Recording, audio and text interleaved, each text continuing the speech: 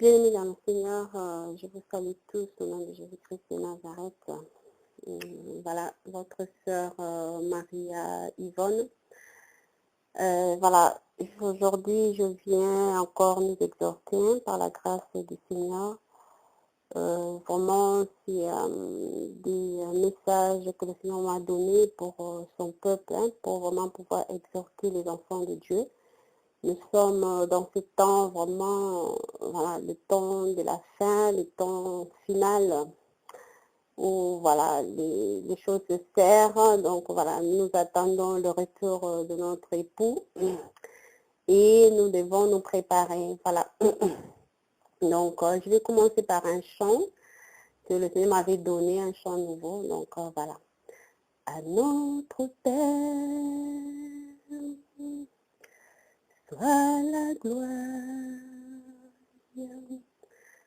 notre Père, oui, soit la gloire, Père, Père, à notre Père, tu es glorieux, soit la gloire, oh oui, à notre Père, alléluia, soit la gloire.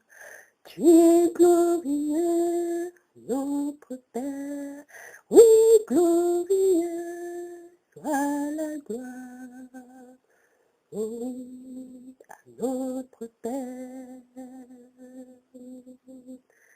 soit la gloire, alléluia.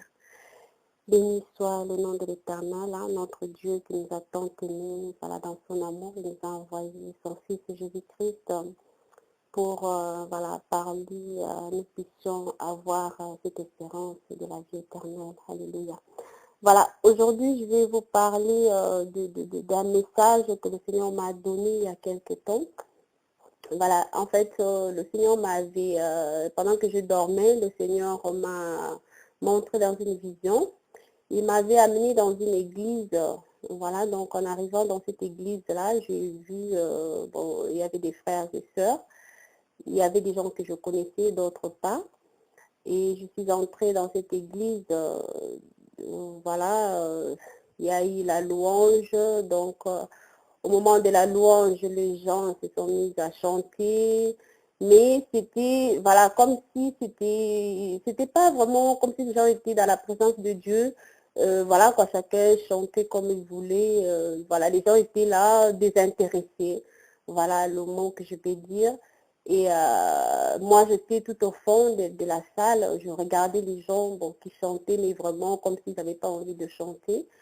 Et moi, je me suis dit, mais voilà, ça prend du temps. Les gens sont là comme s'ils n'ont pas envie de démarrer. Et je dis, bon, je vais commencer à prier. Et là, je commence à prier, à prier, à prier. Et pendant que je priais, j'avais en fait le dos tourné sur toutes les personnes qui étaient dans la salle. Et là, je priais, mais le Seigneur me montrait en même temps ce qui se passait autour de moi, les gens qui étaient dans la salle. J'étais à genoux, donc voilà. Mais le Seigneur me montrait par son esprit tout ce qui se passait dans la salle. Et là, le Seigneur me montre en fait les gens qui étaient désintéressés dans la salle, et il me montre des sœurs qui étaient là, d'autres que je connaissais, d'autres que je ne connaissais pas. Il me montre une sœur pendant que moi je priais, d'autres chantaient, enfin, comme ci, comme ça. Une sœur qui était là debout en train de fumer une cigarette, deux sœurs qui étaient en train de discuter juste là à côté de moi. Et comme moi je priais tellement, à un moment donné je priais en langue, et il y avait une autre sœur qui a commencé à m'imiter, en fait, elle se moquait de moi. Voilà quoi, elle s'est mise à prier en langue, mais bon, comme si elle se moquait de moi. Et là, je priais, je continuais à prier. Le Seigneur me montrait tout cela pendant que moi je priais. Et là, voilà, à un moment donné, je me suis mise debout. Je commençais à marcher dans l'allée, parce que c'était, je sais pas moi, une salle, une grande salle. Et je marchais au milieu des gens comme ça. Je leur posais la question, où est l'église? Et je sortais comme ça, je posais la question, où est l'église? Où est l'église? Donc, je me suis réveillée dans mon lit, voilà quoi, en posant la question, où est l'église? Et là, le matin, quand je me suis réveillée, le Seigneur m'avait donné dans Épître aux Thessaloniciens. Donc, j'ai pu méditer cela. Et par la grâce de Dieu, je vais vraiment vous partager ce que moi j'avais compris. Donc, le Seigneur ne trouve plus son Église, voyez. Donc, le modèle de l'Église que le Seigneur désire aujourd'hui, il ne le trouve pas.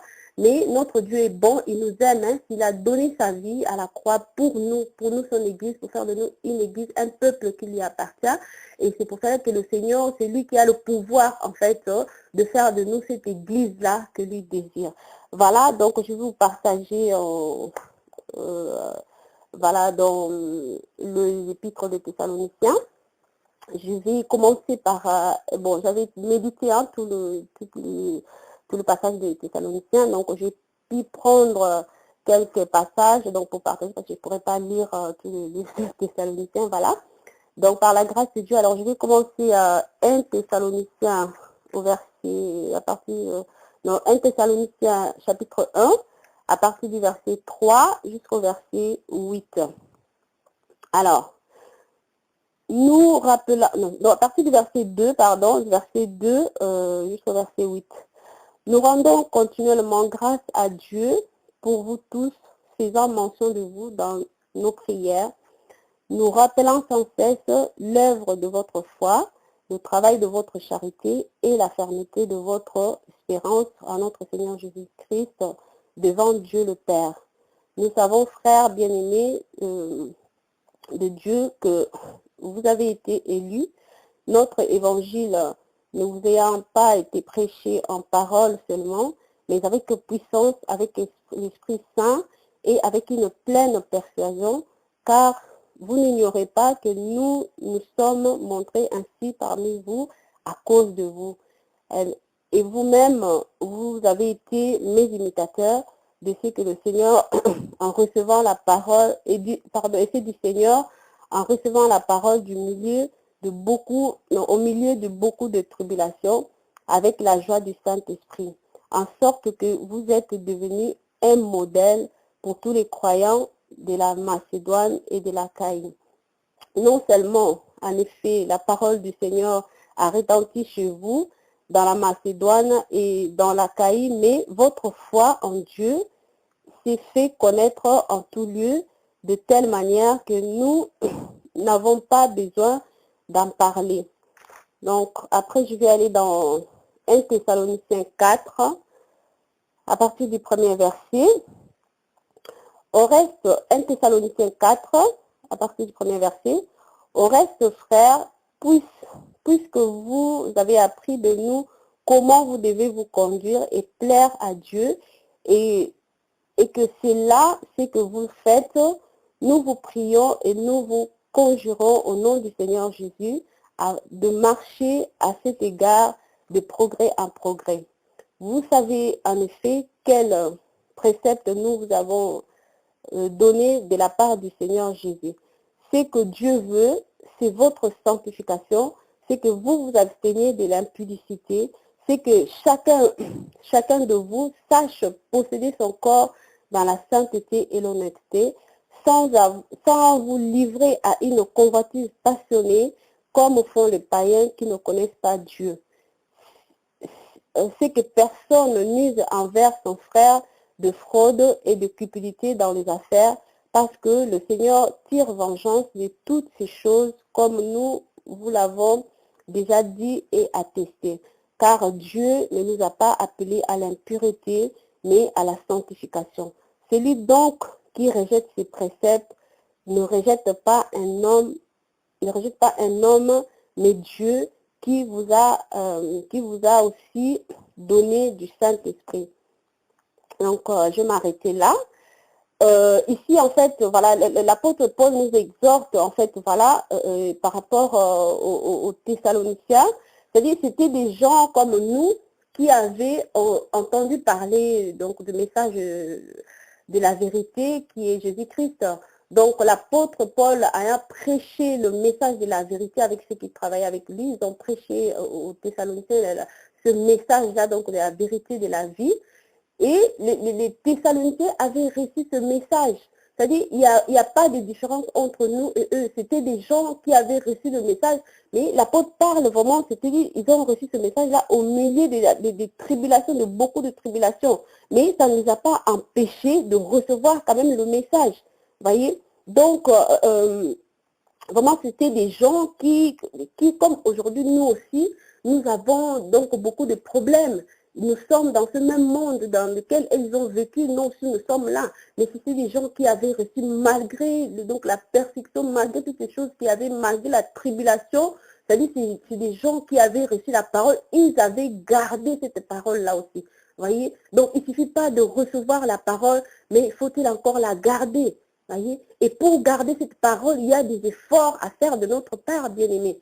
Voyez? Donc le Seigneur nous donne sa parole, mais il attend aussi, c'est-à-dire notre contribution à nous de vouloir garder cette parole-là, même s'il y a des difficultés, même s'il y a des épreuves. On ne dit pas parce qu'on a accepté Seigneur Jésus-Christ comme Seigneur et Sauveur qu'on n'aura pas de difficultés, qu'on n'aura pas des épreuves, qu'on n'aura pas de problèmes. Non, loin de là, bien-aimés. Donc, si nous recevons le Seigneur comme Sauveur dans notre vie, nous devons nous attendre aussi à passer par des souffrances.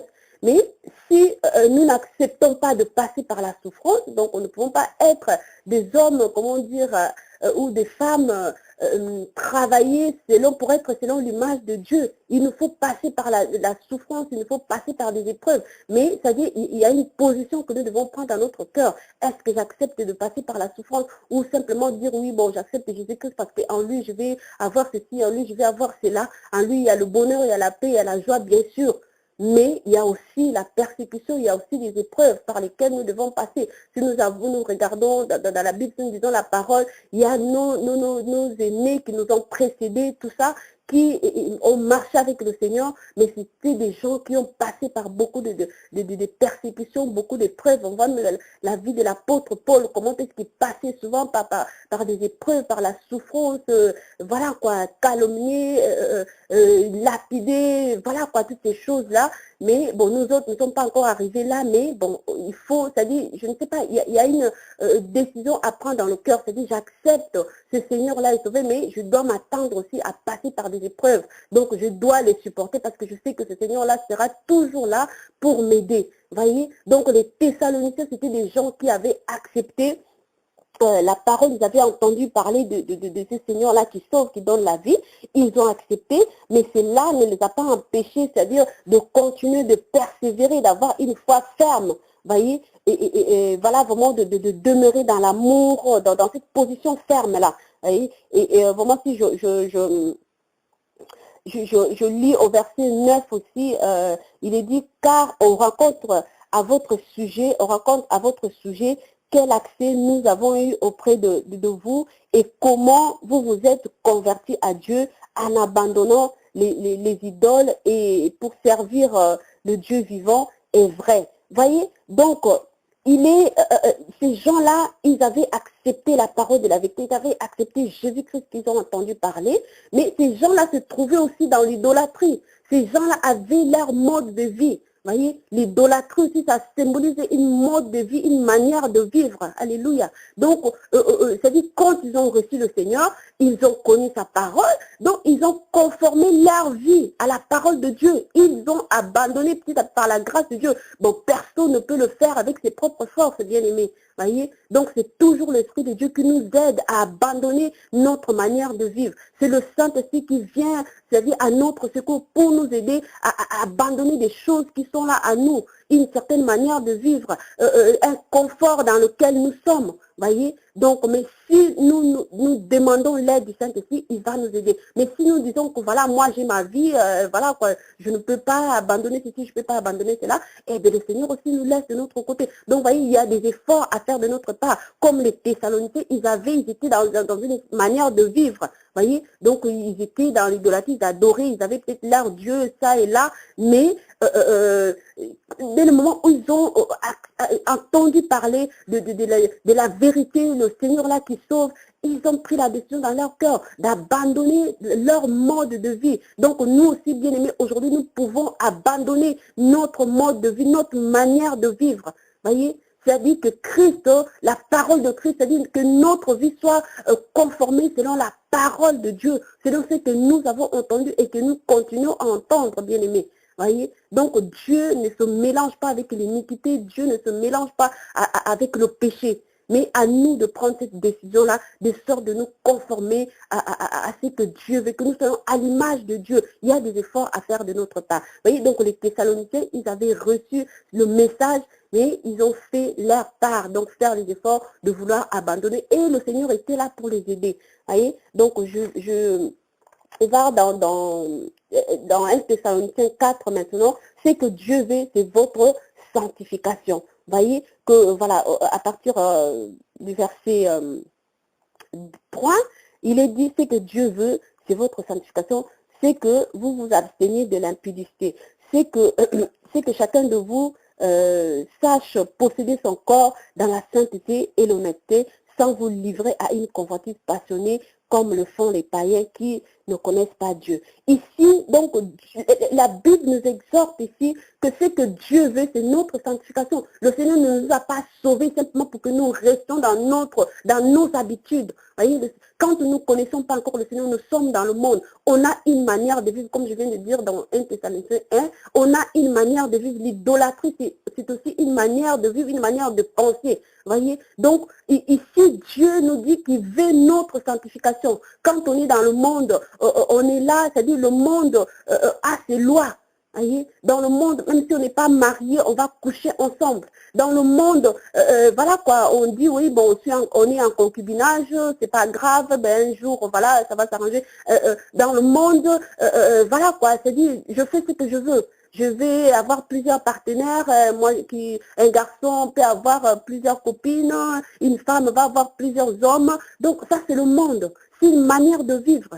Dieu ne nous condamne pas. Il n'est pas venu dans le monde pour condamner. Bien sûr, il y a le jugement de Dieu. Mais Dieu veut d'abord que nous soyons sauvés. Et comment est-ce qu'il pourrait être sauvé? Il envoie d'abord sa parole. Voyez, il envoie ses serviteurs, les vrais. Parce que nous sommes dans les temps où aussi beaucoup de serviteurs de Dieu se sont corrompus. Mais il y a aussi des vrais, c'est là qui servent le Seigneur Jésus-Christ en esprit et en vérité. Alléluia.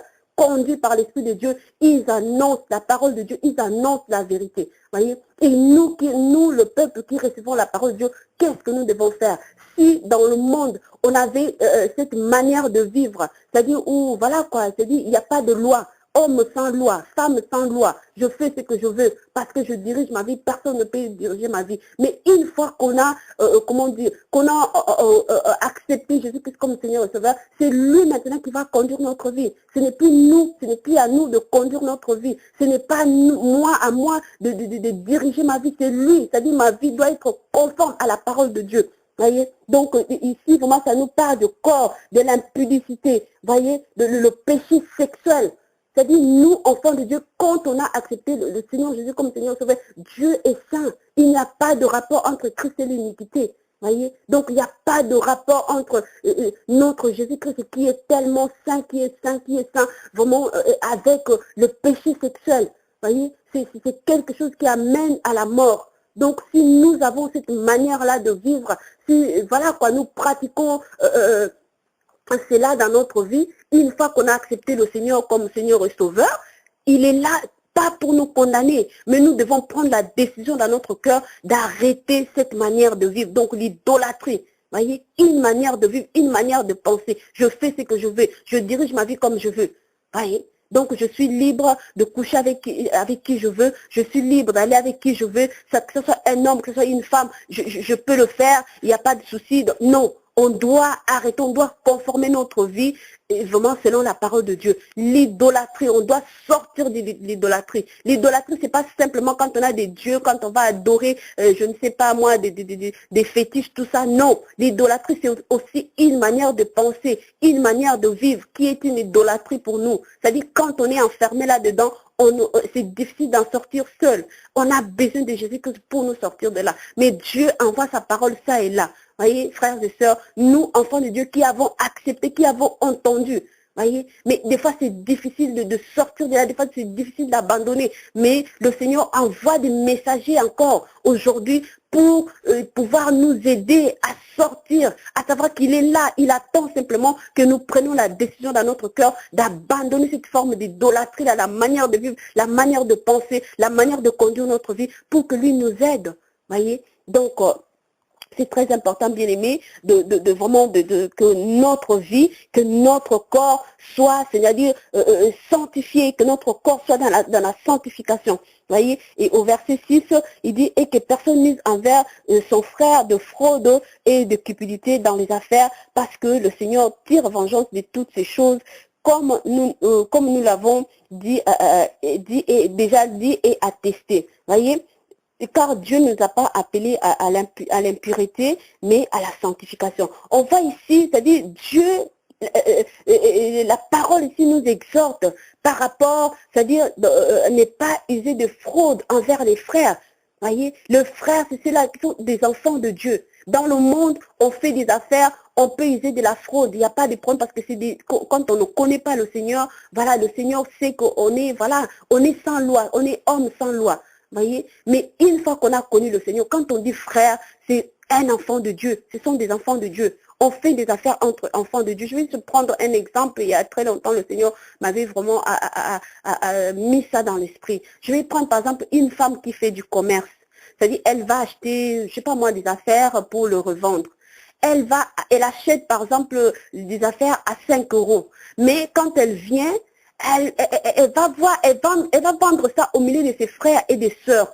Mais elle va vendre peut-être l'affaire qu'elle a achetée à 5 euros, elle va le revendre à 40 euros, 50 euros. Elle dit oui, j'ai acheté ça cher, donc je prends juste un petit bénéfice alors qu'elle a acheté ça à 5 euros. Vous voyez, bien aimé, et ça se passe parmi nous les enfants de Dieu. On use de la fraude de la part entre nous. Vous voyez, le Seigneur n'est pas contre le commerce. C'est un mode de travail, c'est une manière où on peut gagner sa vie. Mais soyons honnêtes, on peut avoir des bénéfices, mais pas, c'est-à-dire, voilà quoi, aller au-delà de ce qu'on peut mettre comme bénéfice. Voyez? Donc ça, c'est de la fraude. Et il y a beaucoup de choses dans lesquelles on use de la fraude. Un frère qui va travailler avec notre frère, par exemple, un frère qui a une entreprise, qui va, comment dire, solliciter les frères pour travailler, mais à la fin du mois pour le payer, c'est des explications. Ah oui, tu vois, frère, ce mois-ci, on n'a pas bien travaillé, ça. Alors que lui-même, il se donne un salaire, alors que lui-même, il gagne bien sa vie. Mais les frères qui travaillent avec lui, ben, c'est des explications. Bon, je te donne la moitié, mais la moitié quand je ne sais pas. Donc, il y a toujours des histoires. Nous, enfants de Dieu, on ne doit pas marcher comme ça. Le Seigneur ne veut pas cela. Parce que tout ce que nous faisons, le Seigneur a l'œil sur nous, ses enfants. Bien-aimés, nous devons sortir de l'idolâtrie. Tout cela, c'est une manière de vivre, c'est une manière de penser, c'est une manière de conduire notre vie. Et Dieu ne veut pas cela. Où est l'église du Seigneur? Dieu veut voir cette église dont il a tant aimé. Il a donné sa vie pour nous, le peuple. Dieu, un peuple, il s'est fait un peuple. Il a fait de nous son église. Donc Dieu veut voir la véritable église. Les enfants de Dieu qui marchent en toute sincérité, dans la vérité, en n'usant pas la fraude. Les enfants de Dieu qui marchent dans la crainte. Les enfants de Dieu qui ne soient pas dans l'impudicité, dans la cupidité. Voyez, dans le vol, dans les mensonges, toutes ces choses-là. Dieu ne veut pas voir cela. Dieu veut voir la véritable église. Voyez, donc vraiment dans le 1 Thessaloniciens 4, si vous avez le temps de lire vraiment tout du chapitre de 1 Thessaloniciens 1 jusqu'au 2 Thessaloniciens, donc vous voyez comment est-ce que Dieu nous exhorte, quelle église Dieu veut que nous soyons pour lui aujourd'hui. Voyez, bien aimé, Dieu ne rejette pas son église, mais il veut simplement que nous puissions changer. Il veut que nous sortions de l'idolâtrie de sorte qu'il nous aide, voyez, à revenir auprès de lui. Et dans Éphésiens 5, à partir du verset 25, il y a un exemple ici qui nous est donné par rapport à l'église du Seigneur.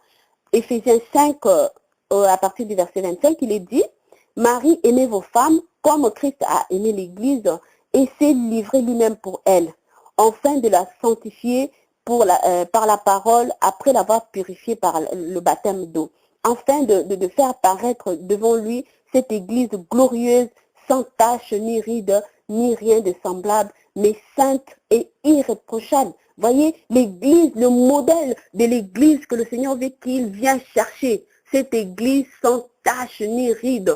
Voyez, quand on parle église, on ne parle pas de bâtiments qu'on doit peindre, on doit mettre des meubles, je ne sais pas, des lustres, faire des décorations. Ce n'est pas cette église-là que le Seigneur vient chercher. L'église, c'est nous, c'est toi et moi, bien-aimés. C'est nous qui avons accepté le Seigneur Jésus-Christ. C'est nous, son église.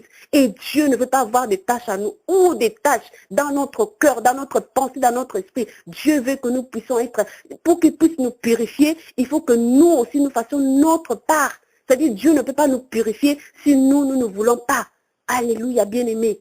C'est le temps encore vraiment de nous préparer parce que notre époux vient. Mais il ne peut pas, il est tellement saint, il est tellement beau, il est tellement glorieux. Il ne peut pas avoir une épouse qui a plein de tâches, bien-aimés. Voyez, Jésus est le plus beau. Alléluia.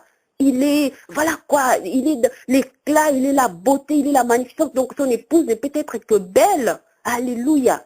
Et bien aimé, nous devons faire notre part. À chacun de prendre la décision dans son cœur, vraiment de sortir de l'idolâtrie. L'idolâtrie, il y a plusieurs choses dans l'idolâtrie. Voyez, nous avons des manières de vivre, nous avons des caractères. Moi, c'est comme ça, je ne change pas. Moi, oh là là, personne ne peut me parler comme ça. Mon Dieu, on est dans l'idolâtrie. Voyez, si on ne désire pas changer, on a des caractères, bien sûr, des caractères des fois difficiles. Mais si moi, je désire que le Seigneur me change, je vais solliciter son aide. Et le Seigneur sera là pour me changer. Il brise les comportements difficiles. Il est Dieu, il a le pouvoir de tout faire. Mais il y a un autre part que le Seigneur attend. Vraiment, c'est bien aimé, je vous exhorte de la part de Dieu parce que c'est vraiment le message que le Seigneur m'a donné. Et voilà, je le partage pour que chacun de nous soit béni, pour que chacun de nous vraiment puisse se préparer parce que nous devons nous préparer. Notre époux revient bientôt. Vous voyez, si nous sommes dans l'idolâtrie, si nous sommes toujours dans cette manière de penser, de notre manière de penser, de notre façon de nous conduire, personne ne pourra se préparer parce que le Seigneur vient et il faut que l'Église soit soumise à son époux. Voyez, il nous est parlé aussi des femmes qui doivent être soumises à leur mari. Voilà, voilà quoi. C'est-à-dire, l'Église doit être soumise à Christ. La personne qui est soumise ne conduit pas sa vie seule. Ne décide pas, oui, moi j'ai décidé comme ça va être comme ça. Non. Même une femme dans la maison qui est soumise à son mari, c'est-à-dire cette femme-là demande la vie de son mari. Le mari aussi n'est pas là pour l'écraser, dire non, non, non, moi c'est comme ça. Non, non, non, Christ n'est pas comme ça. On est là, on discute, on parle. Voilà, Seigneur, voilà mon caractère, je te demande de l'aide, change-moi ici, là. Il va te dire, oui, ma fille, mon fils, oui, je vais t'aider. Et comme ça, il n'est pas là pour nous écraser, il veut simplement nous sauver. Alléluia. Donc nous devons comprendre cela. Ce n'est pas un père fouettard qui est toujours là pour nous fouetter, non. Il nous corrige comme à des enfants qu'il aime, parce qu'il est un père pour nous. Amen. Mais il y a notre part. Il y a notre part à faire. Il y a des décisions qui doivent venir de notre cœur pour que le Seigneur puisse nous purifier, nous laver et que nous soyons à son image, cette église que le Seigneur attend glorieuse, sans ride, sans tache. Alléluia.